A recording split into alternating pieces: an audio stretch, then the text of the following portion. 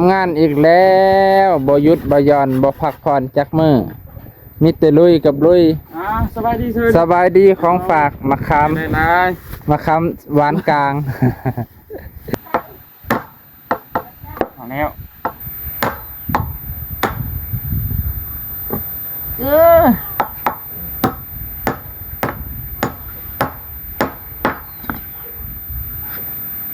นี่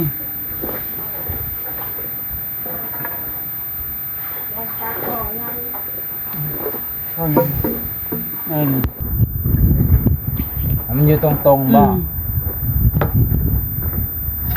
ตรงแล้วคือจะกลางเป็นใหม่กดซื้อ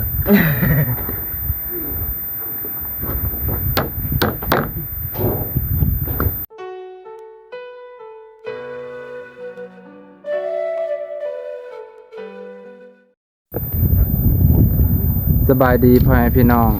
ประสุขุสุคนที่เคารพเส้นเก่าเส้นเคยบ่ได้มาหาโดนมานี่เยี่ยมยามถามข่าวเอามาค้ามาฝากเพิ่นไปพี่น้องไปพ่อแม่พี่น้องก็คือสิคุณหูคุณตาสถานที่นี้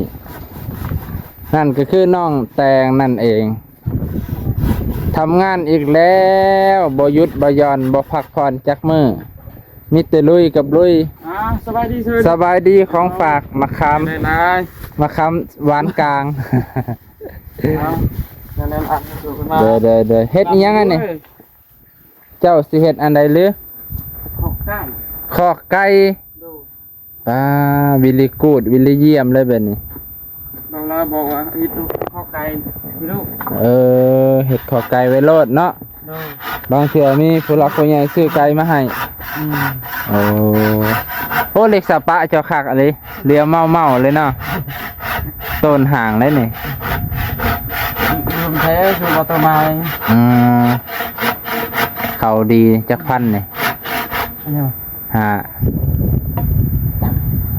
เป็นซื้อให้บ่บ่แม่นยังดอกใครอยากซื้อไปยังบ่ฮู้ราคาเฮ็ดมองใดขอไก่จะอยู่โฮมเนาะครับไม่ได้เศร้านี่ไม่ได้พูดเลยไม่ได้พูดต้องตั้งเอาสุว่าสิยายมองใดสุว่ายามไก่ยามฝนยามนั่นยามนี่เฮาสามารถยกง่ายไปได้เลยสุว่าเฮ็ดให้ยามดินเลยเฮ็ดด้วยเฮ็ดคือเตียงนะบ่เดี๋ยวว่าให้มันมีตีนเนาะคุ้งดินแต่ให้มันคุ้งดินคือแกทำไมแกปล่อยไว้ทันแกมันบอกทันก็คักมันนอนนึ่งก็แง่คือเฮือนมันก็นอนดีแล้วเฮ้ยเนาะมันนอนดีแล้วคือว่ามันเข้ามายามนี่เป็ดไก่อยากอยากติดผักเนี่ยยามไล่ก็ไล่อยู่ยามมันหมดไก่ชิฮอนยามนี่ข้าวขายให้เบิดแต่ว่าเสียดายเนาะแม่พันพอพันหนูไปอยากขายแล้วเห็นแบบนั้นแล้วพูดทางนี้เนาะเห็นมันตายหลายๆเห็นบ้านปลากล้วยเป็ดเกือบ10 โตตายบึ๊ดอยู่นี่มันคือสาวปลายโตน่ะเอาว่าคายนะโอ้ยเอาไว้เพลงยังเพลงเลยตอนนี้ตายจนมือละ2มือละ4จนบดจนบ่มีหอนเนี่ยสิแพงเอาว่า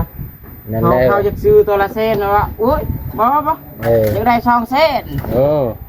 ยังได้คักทันเจ้าบ่ว่านะกำขี้ดูก็กำต้นได้แล้วเขาหูเลยเขาหูว่ามันตายง่ายติดผักเนาะเป็นตัวได้ยังไปได้ยังดีเนาะเข้าซื้อนั้นถืออีกจะเป็นหนาวจ้าจะเป็นคล้ายเนาะเขามากดราคาให้เลยเนี่ยนานโหลดเขาเห็นนี่คือว่าเข้ามาซื้อนะแต่ละคือเนี่ยปิดตัวละ2 เศษนะเขาให้ตัวละจะเป็นสิ ตัวละเซนป้ายสุดว่าเนาะเซนเช้าเขาซื้อเหลือ60เขาจำเป็นเลย แม่นแหละว่าแล้วคือหอมต้มไก่ผู้ใดต้มฮะ ปลา ปลาบ่อยู่ครัวนี่คิดเลย ไม่รู้สิสะปลาอยู่เนาะ อยู่น้องนี่ป่ะ พอผมอยู่ อยู่ห้วยอยู่ห้วยโอ้ ลายแล้วเขากิน ปันเอาที่ไข่มาคู่น้ำเด้อ อายุ เอาโอเคเลย บาลามากก็พอดี ให้เราไม่รู้ อันคู่เห็นนั่นเอาที่ไข่เจ้าก่อหนึ่งเลยเอามาเพิ่มอีกก่อหนึ่งเป็น2ก่อเลย ให้ร้ายขึ้นนะ ว่าลาวกับหมา สบายดี แผนกันนะเป็นสิเฮ็ดเพื่อกับปน้องอันนี้สบายดี เพิ่นสิเฮ็ดสบายดีเพิ่นสิเฮ็ดคอกไก่เคลื่อนย้ายได้ แบบบ่ต้องอยู่กับที่เพิ่นว่า ย่ำฝนก็ย้ายได้ย่ำแรงก็ย้ายได้ ท่านว่าจีคุกเศร้านะยันยกบ่ได้ แม่นแล้ว มองใดมันอยู่มองนั้นเลยจน ตลอดชีวิต อันนี้เขามักก็เลยง่ายไปว่านั้นเนาะ ยายก็ได้ ง่ายแบบสบายเลย คัก ไม่เพิ่นกันแน่นนะได้ทำไมพี่น้องไม่เหินเก้าเนาะบ่นี่ โอ้ย ไม่เห็นเก่าแน่นแล้วแบบนี้ อันนี้แล้วไม่เพื่อนเก่านั้นโฮมละอัน2 อัน ก็สิได้เนาะ ส่วนว่าตัวใดมันใหญ่ก็เอาพาหนาวบ่มี บ่มีเลื่อยบ่มีเล็กสปะ เพราะว่าที่เลือกสปะผ้านั้น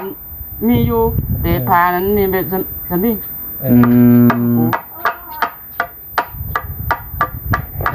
ตัวแฟนพี่น้อง บุ้งลูกนั่งบุ้งไปงมปลาเลยไปแล้วก็พูดกับน้องนั้นไป ปลาตัวหอมแต่น้องแดงเห็ดหยังกินคือหอมห้อยแกงปลา เพิ่นสิงมปลา อยู่ น้องกันเลยน้องอันนี้ เอ้าย้อนเลย4-5 คนเลย เด็กน้อยบ่ ลุงเลย โอ้ ลุงเลย ปังบักแป้งบักขาว ลุง โอ้สิเพิ่นมาหาปลา ลูกสาวลูกชายป่ะ อยู่หั่นบ่แม่บ่ลูกสายเพิ่นเสเลย บ่แม่นตินะบ่แม่นอย่าเฝ้าเลื่อนสถานะหลาย เป็นเพื่อนอย่าเฝ้าเป็นแฟน บ่แตกเลยลูกอยู่ ลูกน้องที่ได้บ่ลูกจ้ะ เป็นพ่อให้เขาแน่บ่ อย่าเริ่มแต่สถานะนี่ล่ะ ลูกแหละนะ เป็นหมู่กันนี่แหล้ว ลูกหลานนั่นมันเป็นลูก น่ะลูกหลานทึกซั่นแสดงว่าบ่สุดเนาะข่อยคิดไปเองซั่นเว้ย ว่าไปว่าลูกหลาน ลูกหลาน ยี่ได้บ่ลูก เจ้าของเฒ่าแล้วเนาะก็ต้องเอิ้นลูกหลานแล้วถึกแล้ว คันเฮาก็ยังเอิ้นลูกหลานลูก ร้านตำลังเนาะ หลานตำลังแล้วพังคักยังน้อยหายบ่า หลานยังบ่ทันมาได้ยินแต่ลูกว้าเฮาละตกใจมีแต่ว่าสิให้มีแต่ว่าเพิ่นสิเลื่อนสถานะ บ่ว่ายังทันจบ ว่ายังทันจบ เป็นก็สิเต็มเฮ็ดเคาะใกล้พ่อพี่น้องเอ้ยโอ้ถือว่ามีซีไม้หลายมืออยู่นะ กว้างส่ำใดส่ำบ่ห้องน้ำ บ่ ยันดาเบิกให้ไก่แลน มีแค่เลน ยันดาไก่แลนสะดวก เลนบ่ป่า เพิ่นบ้านขอไก่ไอ้เกิงน้อยๆตายเบิดมันแออัดเด้ จำดีเนาะเอาว่าป่ะเฮ้ยแค่นี้มันอีกหลายว่าสุดใหญ่เนาะเนี่ยเราเห็นแบบนี้ป่ะ บ่คันไก่หลายตัวมันแออัดมันตายเด้แม่น พัดสูงดิพี่พัดใหญ่แล้วนี่มันก็อยู่ มันผสมส่วนเนาะสูงก็สูงแต่บัดน้อยก็น้อย จนไกลงมไปป่ะ ก็ไม่ได้แล้วตอนนี้เครื่องตายมันเลยตายเบิด ไกลสุดเฮ็ดเล่มนั้น แม่นแล้วมันบกพร่อง เรียกลูกจะลูกบ่ได้มีที่เมตไป เดี๋ยวไก่สิแนมขวาแนมซ้ายก็บ่ได้ติด คือบ่ มันแคบโพด ตีก็ตายแล้ว แม่นแหละ เอ้ย กว้างสูงเฮ็ดซองสั้นแบบเนี้ยยามกลางคืนก็นอนกลางคืนนอนกลางเทิงงอยอยู่ทางเทิงกลางเว้นก็ งออยู่ต้น ทั้งนี้ แลนเล่นอยู่ลินตักอยู่แบบนี้ อันนี้นี่เพิ่นยังไม่ทันได้พาเป็นพี่น้องเพิ่นกำลังคิดไว้นี่ กำลังเริ่มต้น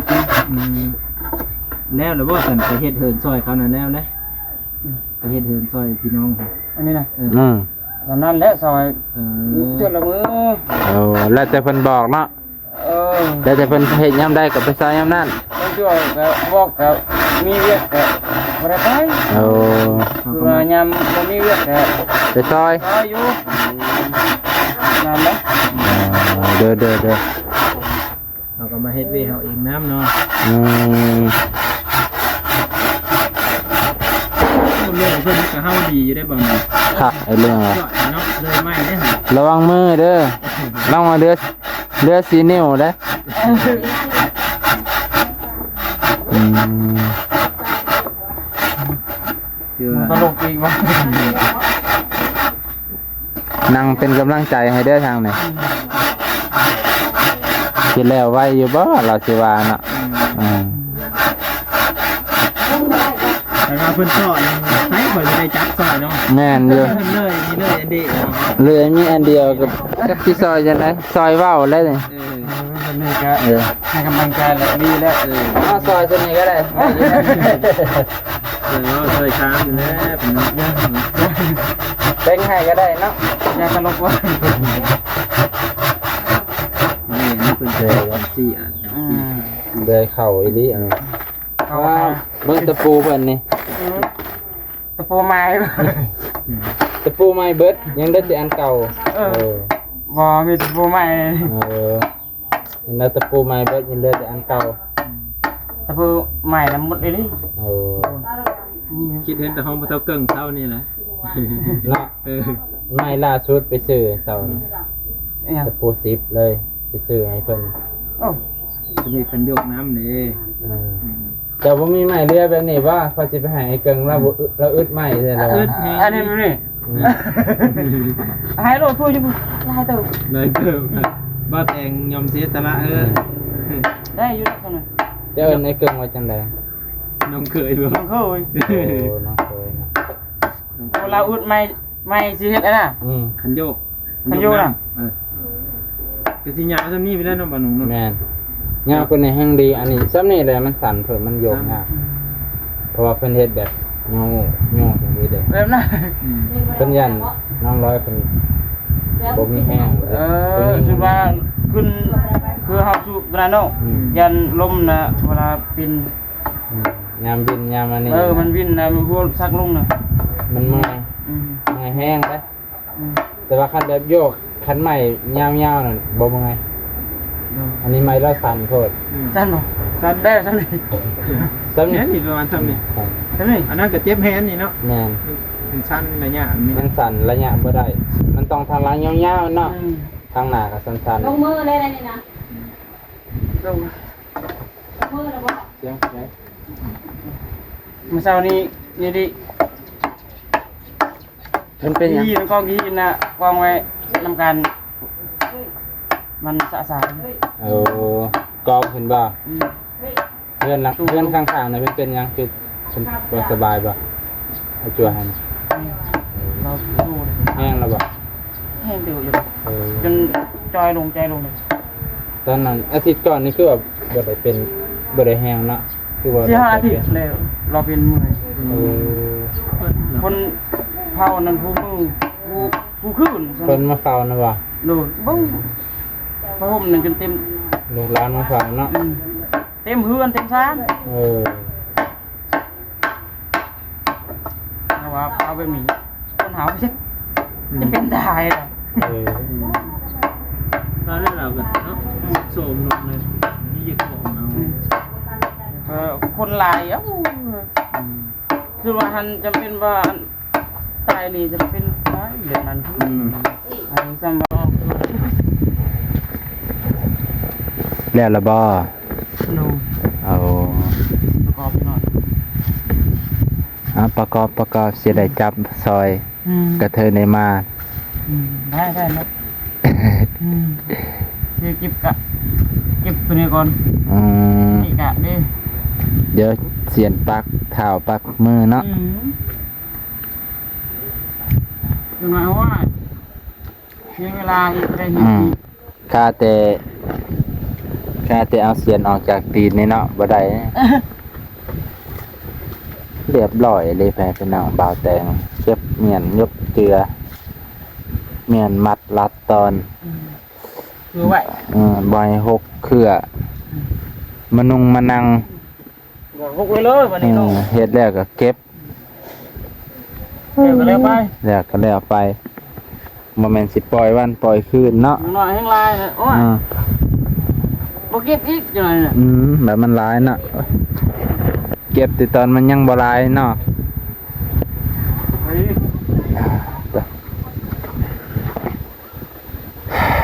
โอเคไปพี่น้อง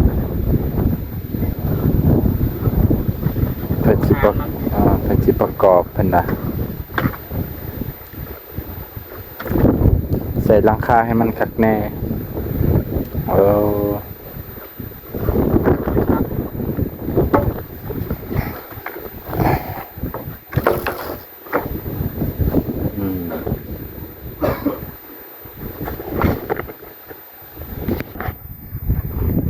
คนอื่นก็ยังบ่ได้ยิน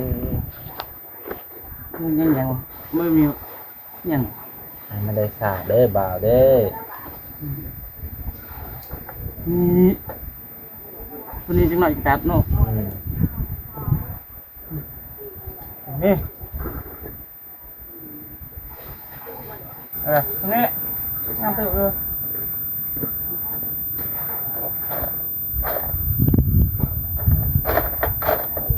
จะปูนิดประมาณ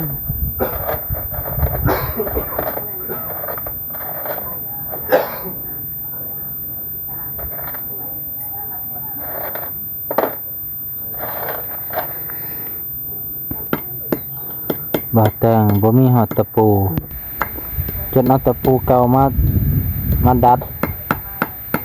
ให้เป็นต้นไม้ ดัดให้มันซื่อ ให้มันเป็นไม้ ให้มันเป็นไม้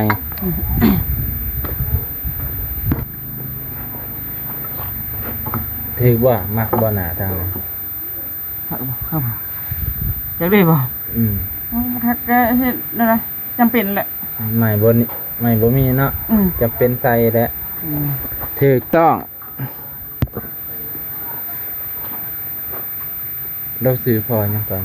อะไร กูโซน เขาอย่าง หัวเวียง เนี่ย แถวเวียงนะ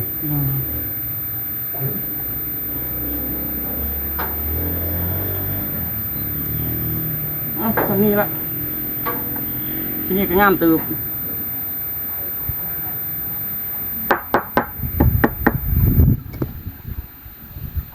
เปิก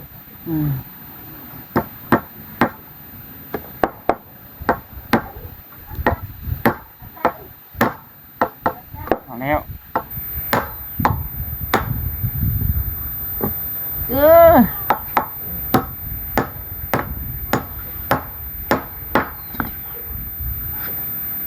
นี่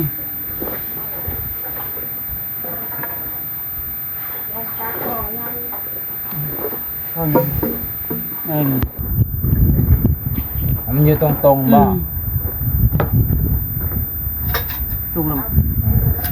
หรือจะกลางเป็นไม้คดซื้อ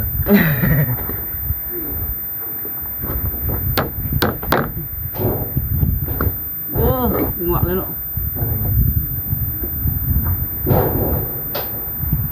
เป็นเหลืองครับไฟเหลืองหรือเจ้าแดงครับ เลือก เนาะ เงินได้ไม่เป็นเลือก เรื่องคือเสือเลยเป็นโรคไตบ่ เป็นยังไงฮะ อันนี้บ่ พอยพี่น้องว่าเป็นยังร่างกายคือเรื่องเหลืองขาดเลือดบ่ มีส่วนนี่เนาะ เลือดมันไม่ได้ขาดหรอวะ ยันเลือดมันน้อย ไปพี่น้องเห็นทางกายบ่น้องสิออกเหลืองๆแต่มันเหลืองย้อนเสือก็บ่ฮู้แต่ก็บ่แม่นบ่เกี่ยวได้เสือก็เสือเนาะขนาดว่าแดงก็สิออกแดง ยังเห็นบ่เห็นเชื่อบ่ ๆ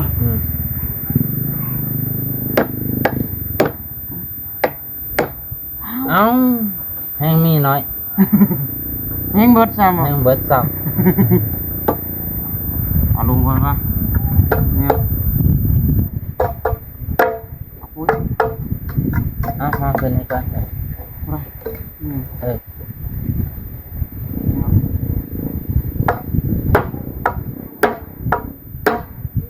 เอาหน้าเข้าไรก่อน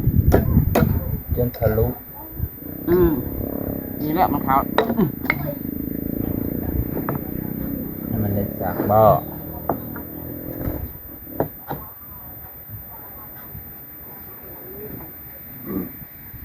นี่ว่าหนูนี่เนาะ อืม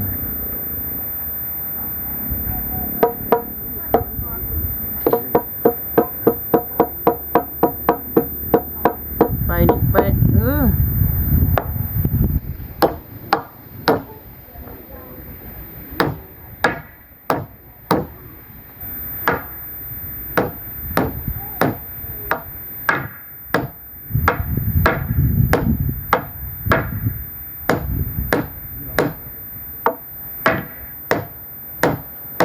เข้าหรือออกกันดีวะ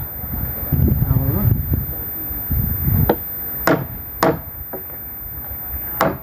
อืม นี่พูดเนาะ ตับอะไรปล่อยเลย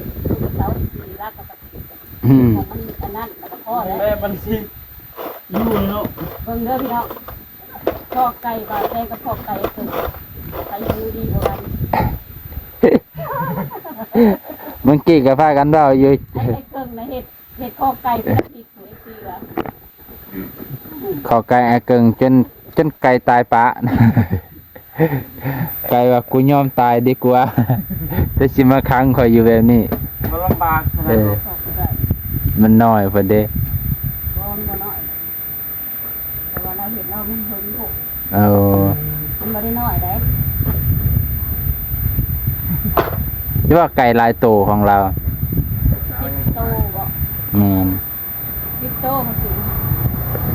ไม่ได้น้อยเราแต่ว่าเราเห็นมันบ่ได้อย่างเดียว เอาเหยืดยาวโพดมื้อนี้ก็ไปคุ้มเพิ่นเฮ็ดไม้คันโยก จนนั่งคุ้มเบิ่นได้